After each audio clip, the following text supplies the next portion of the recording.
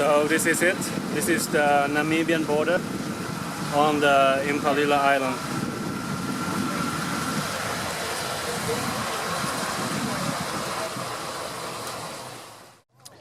So this is the Impalila Island. It is a Namibian border post, and this is Namibian territory. And if you are staying in Kasane, Botswana, to go on a game drive on the Chobe National Park, it is quite near to actually just cross the river, the Zambezi River, and come and visit the Namibian village on this Impalila Island.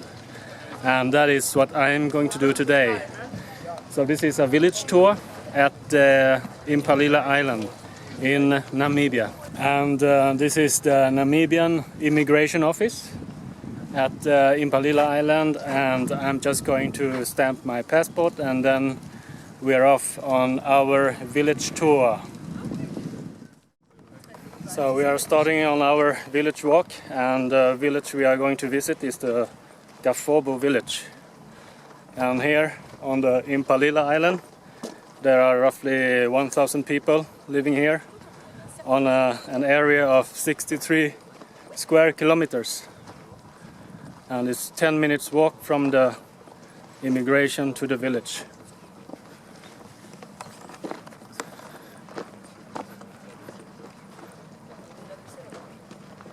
The landscape here on the island is very dry. They are having a drought here for many months. It hasn't rained for many months.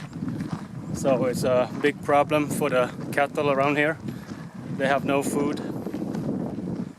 Anyway, this Impalila Island has got schools and churches. And the kids here are going into school from the age of 7 until 17.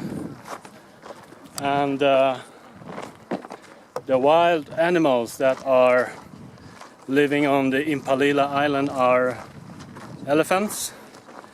And actually there's one lonely hyena on this island.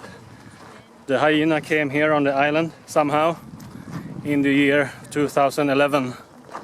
And according to the guide, that hyena is still here on the island. There are 3 lodges here on the island, and most of the staff on the lodges are actually the villagers here. So it is really good that the lodges employ the people from the villages. So they have work here on the island.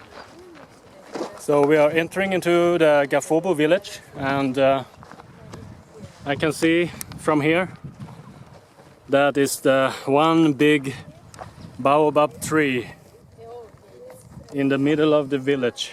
This is the big baobab tree in the village, and it's around 100 years old.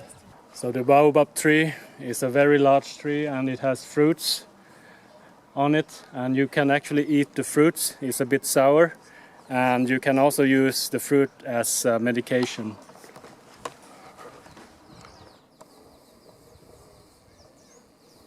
That's one baobab fruit.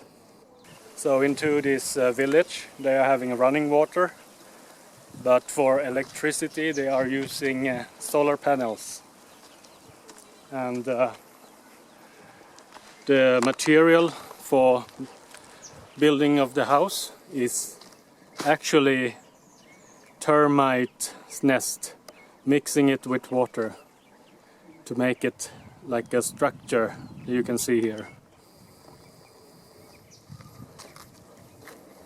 So here at the village they are having goats as cattle, but this time when it's so dry they hardly have anything to eat. They are trying their best to find the grass around the village, those poor goats. And here we have a big baobab tree that has fallen down, but nevertheless it still gives fruit. A lot of fruits. This is the jumbo tree, and they are using the bark and part of the root to treat some stomach disease. So obviously, when you don't have hospitals around here on the island, you get to use natural medicines. You use what nature gives to you. Well, it has been a nice village walk here on the Impalila Island. It was nice to see how the village people lives, and it's a nice excursion from the Kasane village in Botswana. So this is the baobab fruit. Has it been dried? Yeah, it's dry already. Can I eat this? Yes, no problem. Yeah, she's giving it. It's hard, but you have to let it melt, right? So after a while you can feel the seed of the fruit, and that you can spit it out. So you have the seed there. A little bit sour.